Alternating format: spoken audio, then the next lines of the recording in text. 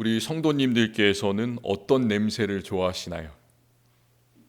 특별히 좋아하는 냄새가 있으신가요?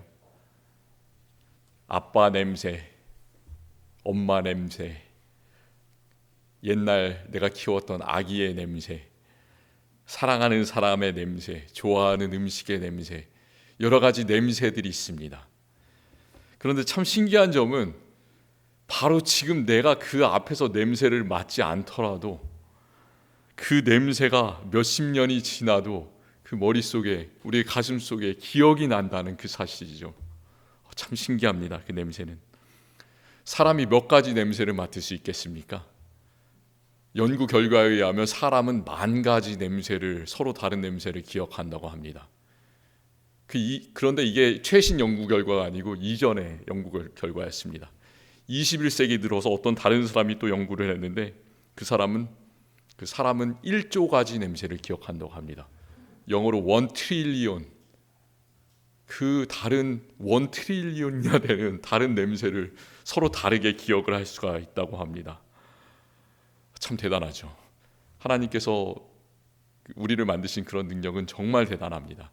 그런데 우리는 어떻게 해서인지 이렇게 엄청난 기능을 잘 활용하지 못하고 살아가게 되었습니다.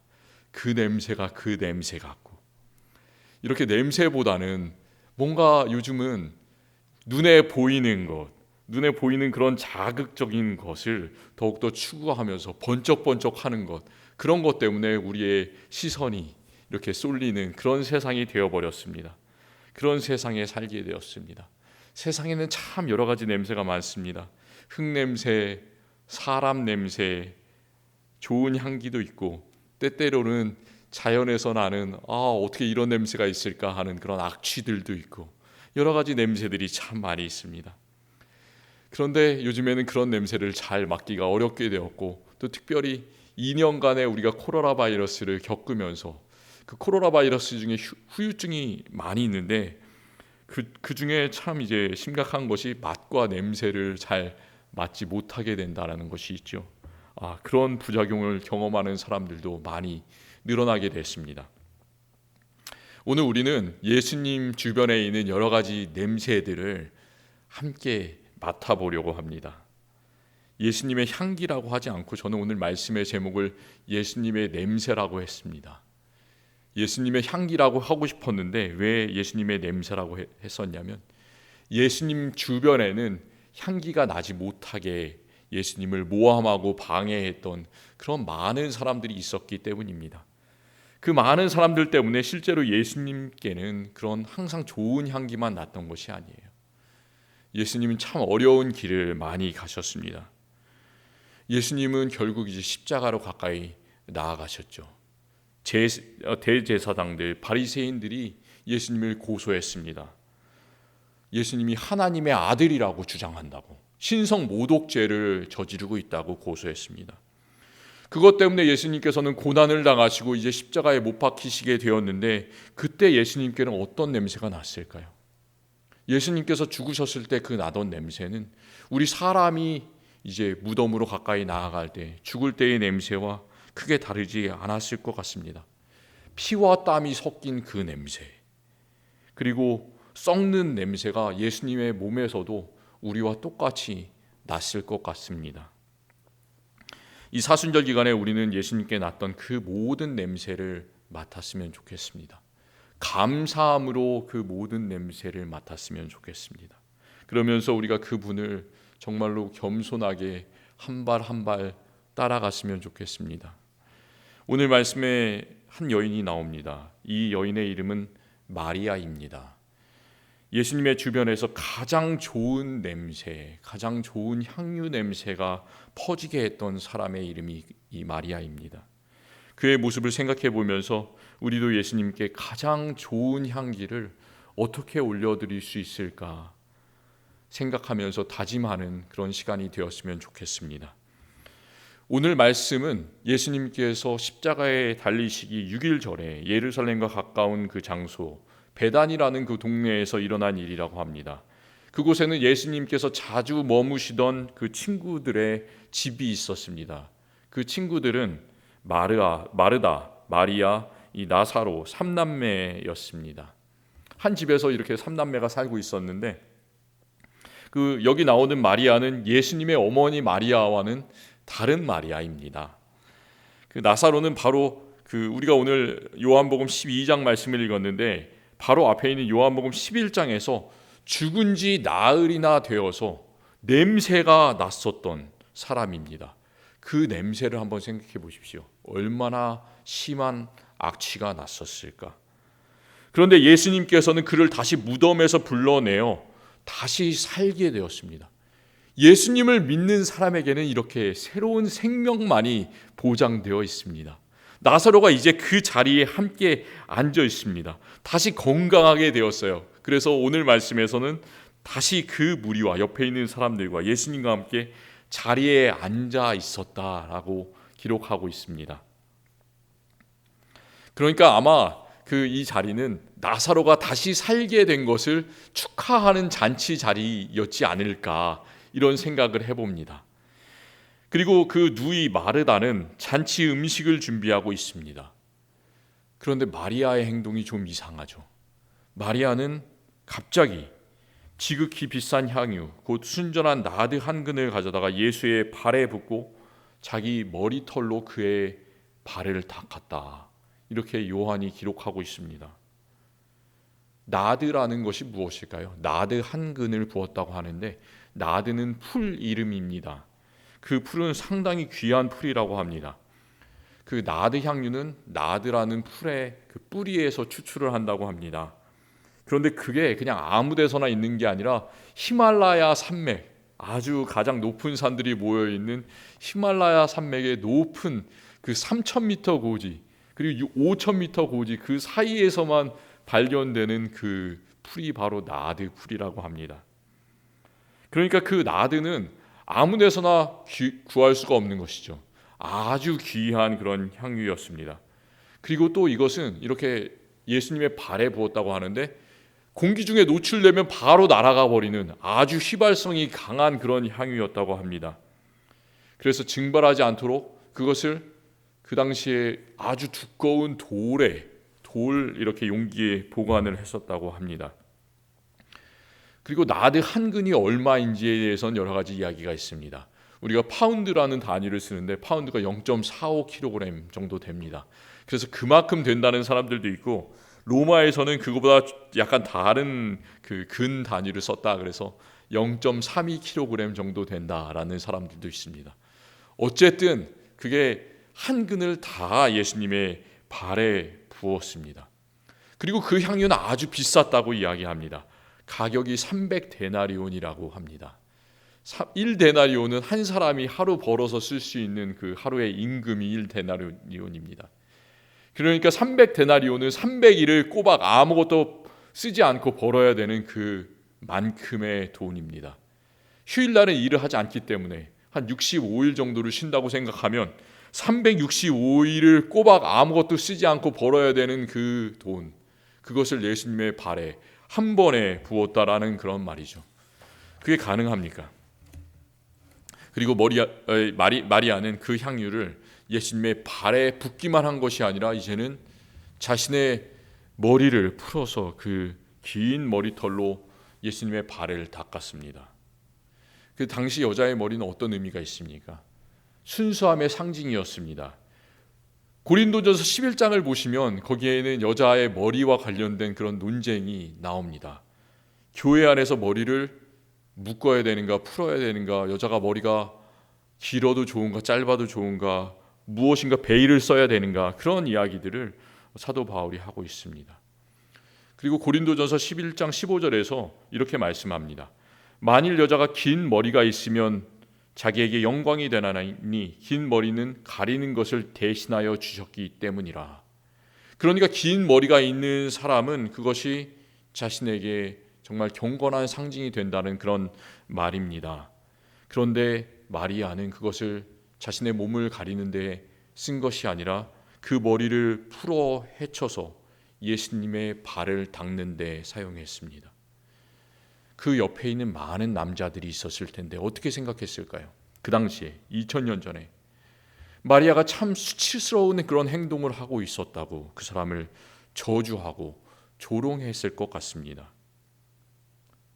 그런데 그 일이 있을 때 예수님의 발에 그 향유 한 병을 다 부었을 때 이제 그 휘발성이 강한 나드의 향기가 집을 가득히 채웠다, 이렇게 말씀하고 있습니다. 이때 한 사람이 바로 마리아에게 직접적으로 이야기를 합니다. 그것은 마리아에게 대해서 얘기하는 것만이 아니라 바로 예수님 자신에 대해서, 예수님 왜 이 일을 그냥 놔두십니까? 이렇게 말을 하고 있는 겁니다. 그 사람이 바로 예수님을 잡아넘긴 가롯 사람 유다입니다. 그는 이렇게 말하고 있습니다. 이 향유를 어찌하여 300데나리온에 팔아 가난한 자들에게 주지 아니하였느냐. 그 요한복음을 쓴 요한은 유다의 배신과 또 십자가의 사건이 있기 전부터, 한참 전부터 가룟 유다가 어떠한 행동을 할 것이다 라는 그런 암시를 이 요한복음 곳곳에서 주고 있습니다. 이 사람은 예수님을 팔 사람이다 라는 것을 요한복음 처음부터 이야기를 하고 있습니다. 요한복음 6장에서는 아주 유명한 사건이 나옵니다. 예수님께서 떡 5개와 물고기 2마리로 5,000명을 먹인 그 사건이 나옵니다. 그런데 사람들은 그 뜻을 알지 못했습니다. 제자들조차 예수님께서 왜 그 일을 버리셨는지 알지 못했습니다. 그래서 그 뜻을 궁금해하면서 이제 제자들이 예수님께 왜 그런 일을 하셨습니까? 이렇게 묻습니다. 그때 예수님께서는 내 자신이 생명의 떡이다, 이렇게 귀한 말씀을 하셨습니다. 그때 베드로는 예수님의 그 뜻을 깨닫고 예수님을 따라가려는 그런 놀라운 고백을 합니다. 주여, 영생의 말씀이 주께 있사오니 우리가 누구에게 가오리이까? 이런 신앙 고백을 베드로가 하고 있습니다. 그런데 예수님께서 그때 하시는 말씀은 이렇습니다. 내가 너희 12를 택하지 아니하였느냐? 그러나 너희 중에 한 사람은 마귀니라. 예수님께서는 거기까지만 말씀하셨는데 이제 요한이 이 사람이 누구인지를 해설을 하고 있습니다. 이 사람이 바로 가롯 시몬의 아들 유다이다, 예수를 팔 자다, 이렇게 덧붙이고 있습니다. 그리고 오늘 우리가 읽은 말씀 요한복음 12장에서도 가롯 유다가 누구인지를 요한은 이렇게 해설하고 있습니다. 가난한 자들을 생각함이 아니요 그는 도둑이라, 돈깨를 맞고 거기에 넣는 것을 훔쳐감이라라. 예수님께서는 가룟 유다에 대해서 아무 말도 하지 않으셨지만 요한인 이렇게 가룟 유다는 도둑이다, 돈깨를 맡았다, 훔쳐가는 사람이다 라고 이야기를 합니다. 우리가 그냥 보통 생각했을 때 누구의 생각이 오를까요?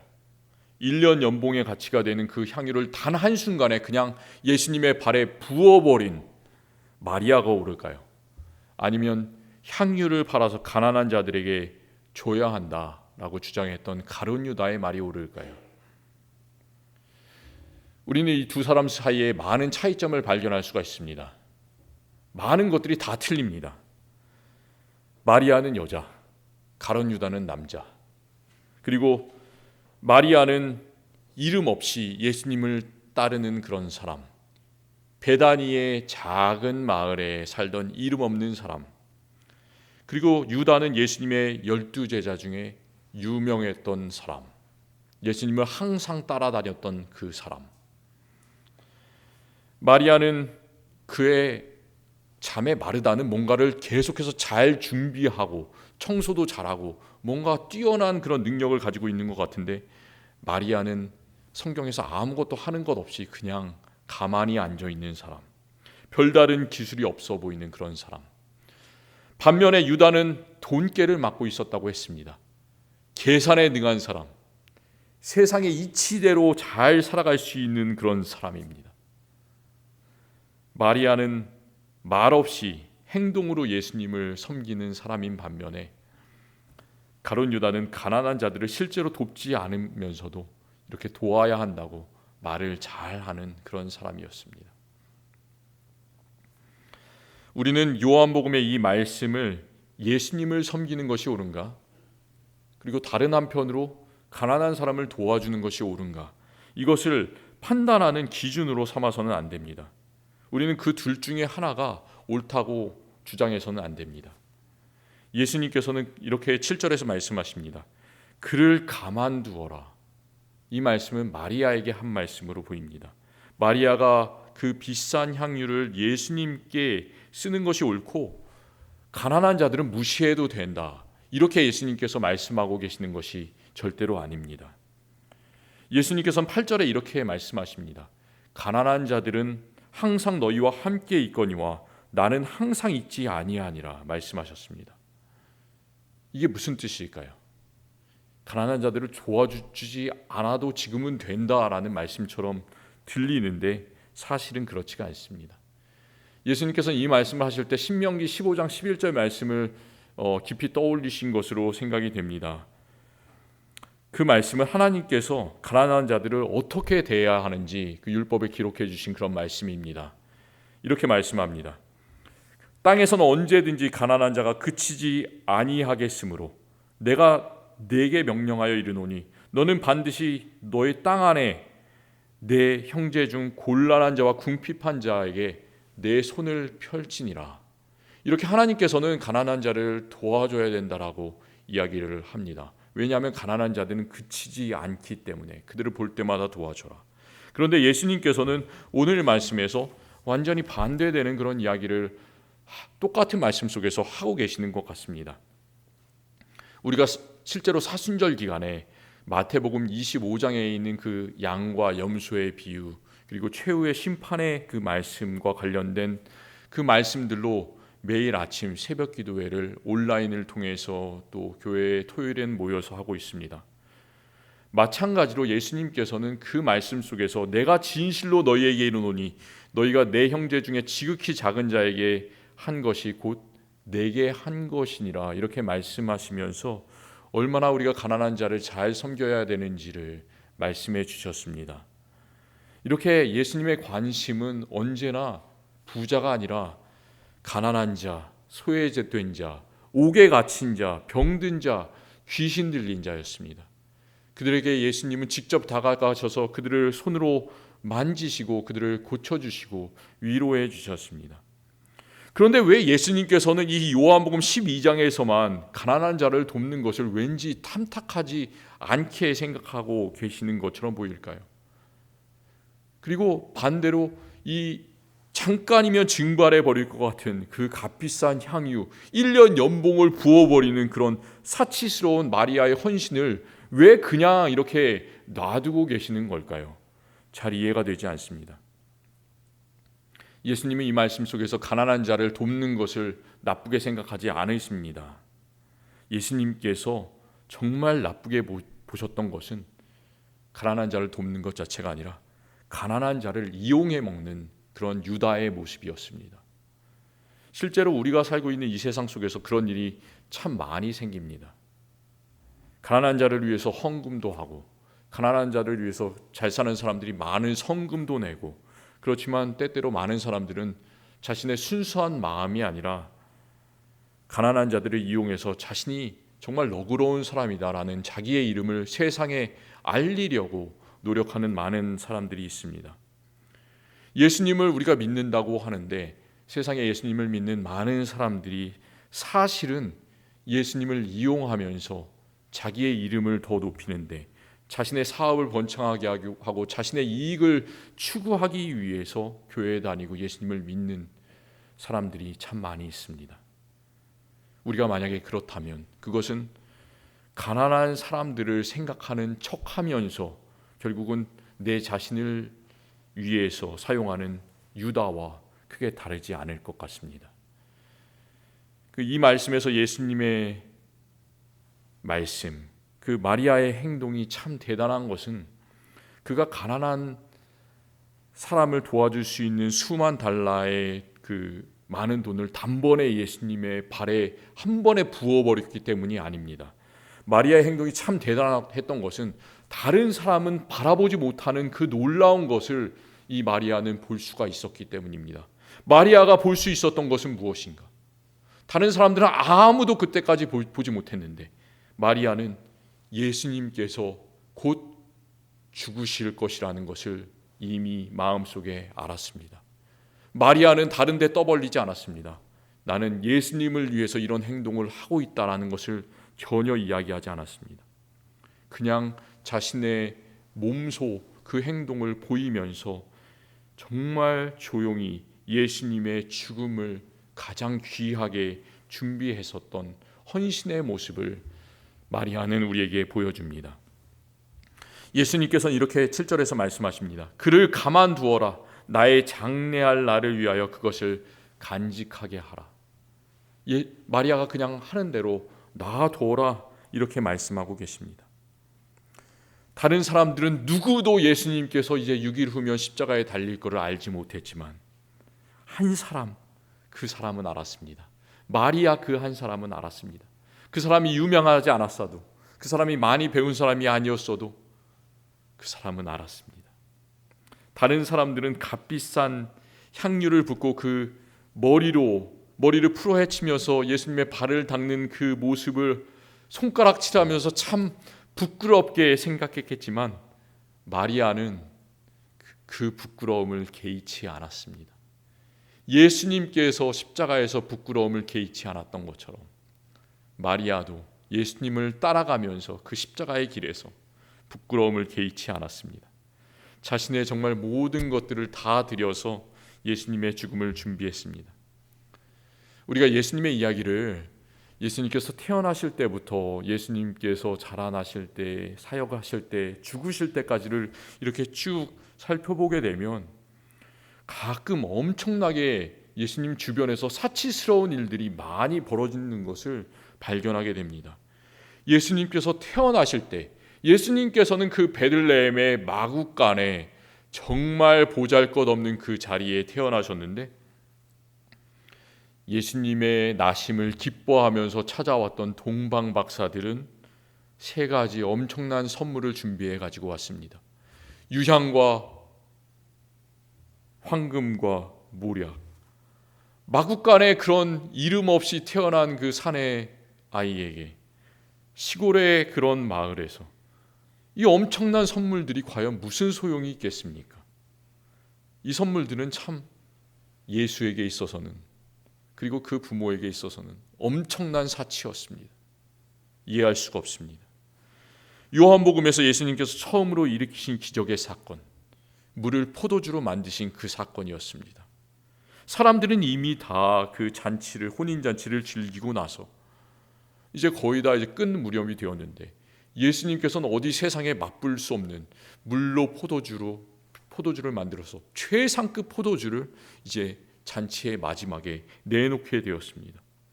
이미 잔치를 오랫동안 즐겼던 사람들에게 엄청난 필요 없는 그런 사치였습니다. 예수님은 적은 음식으로 5,000명을 먹이셨습니다.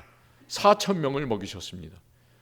세상에서 가장 가난한 사람을 먹이셨습니다.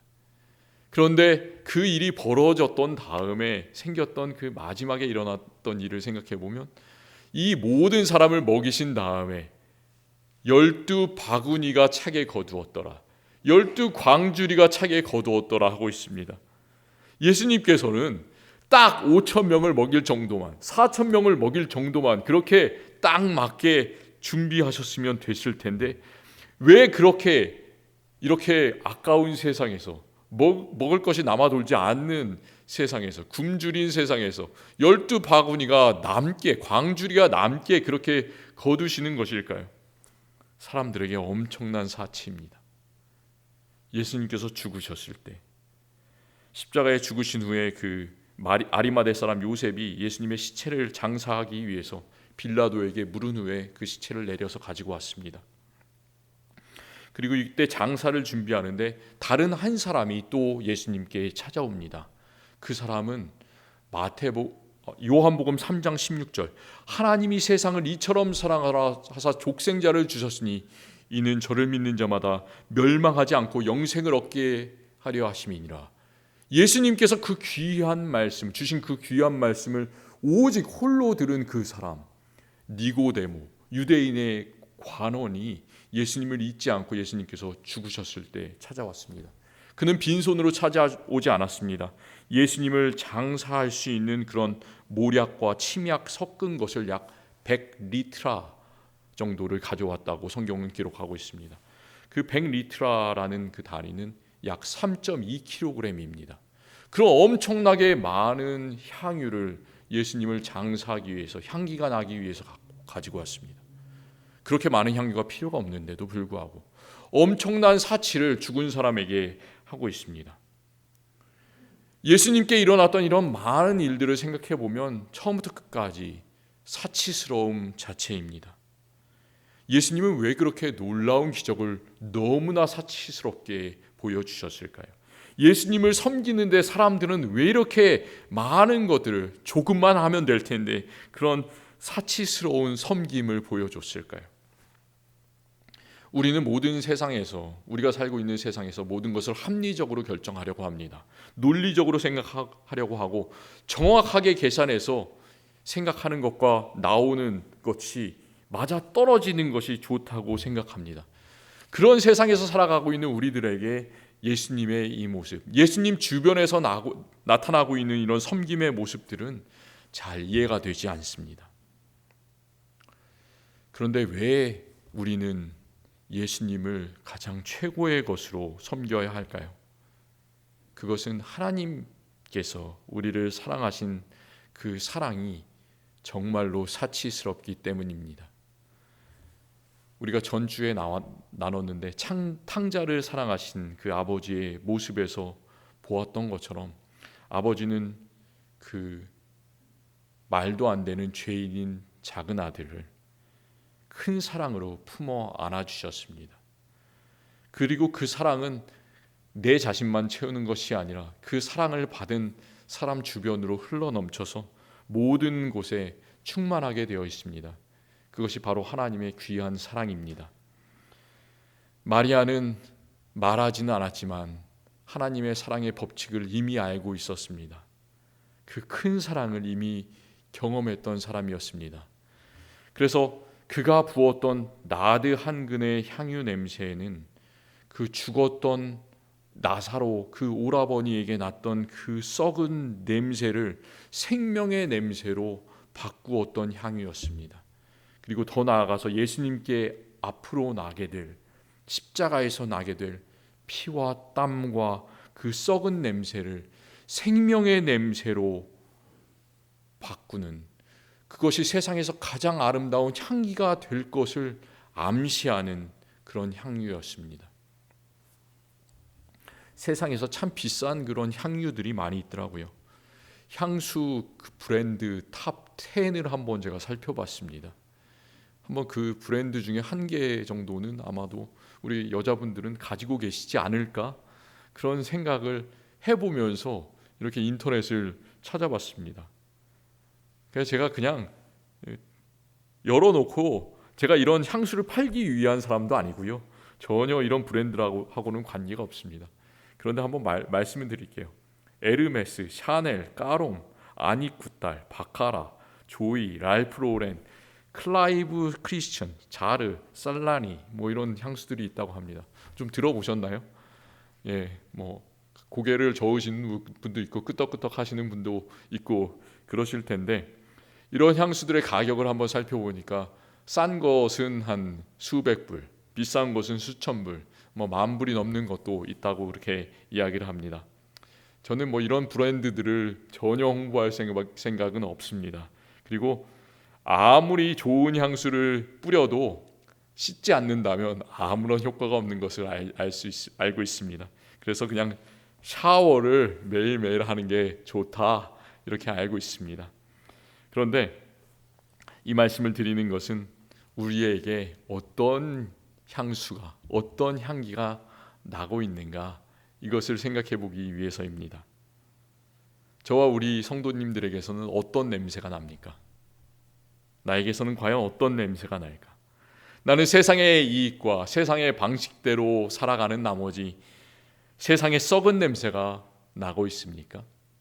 아니면 사실은 그렇지 않은데, 사실은 정말 내 안에서 가릴 것이 많이 있는데 다른 사람들에게 보여주기 위해서 값비싼 향수를 내 몸에 뿌리고 다니는 사람은 아닙니까?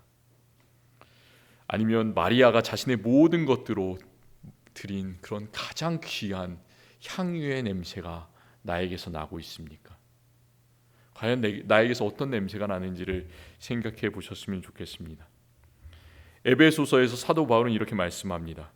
그리스도께서 너희를 사랑하신 것 같이 너희도 사랑 가운데서 행하라. 그는 우리를 위하여 자신을 버리사 향기로운 제물과 희생 제물로 하나님께 드리셨느니라. 예수님께서 희생 제물로 자신을 십자가에 드릴 때 가장 견디기 힘든 그 악취가 났을 텐데 그것을 사도 바울은 향기로운 제물이라고, 가장 향기로운 냄새라고 말하고 있습니다. 예수님은 우리를 위해서 가장 더러운 악취를 풍기시면서 그러나 우리를 위해서 가장 향기로운 제물이 되셨습니다. 그리고 예수님을 따르는 우리는 구원받은 자들에게나 망하는 자들에게나 하나님 앞에서 그리스도의 향기라고 사도 바울은 우리에게 격려하면서 고백하고 있습니다. 시간이 지나갈수록 우리의 몸은 늙어갑니다. 후패합니다. 이게 늙으면 여러 가지 냄새가 많이 나잖아요. 우리 몸에서는 좋지 않은 냄새가 날지는 몰라도 우리의 입에서는 서로를 섬기고 격려하는 말로 가장 좋은 향기가 흘러 넘쳤으면 좋겠습니다. 우리의 마음속에는 사랑이 가득 차서 사랑의 향기가 나기를 원합니다. 그리고 그리스도의 십자가의 길을 함께 걸어가므로 우리 교회에서는 헌신의 향기가 서로에게 흘러 넘쳤으면 좋겠습니다. 그리고 자신을 향기로운 제물로 드리신 예수 그리스도를 하나님께서 가장 높은 그 곳에 올리신 것처럼 그리스도의 향기를 내면서 살아가는 우리들에게 하나님께서 이 4월의 봄 향기를 그리고 부활의 소망의 향기로 우리의 모든 사람을 가득하게 채우심을 믿습니다. 기도하겠습니다.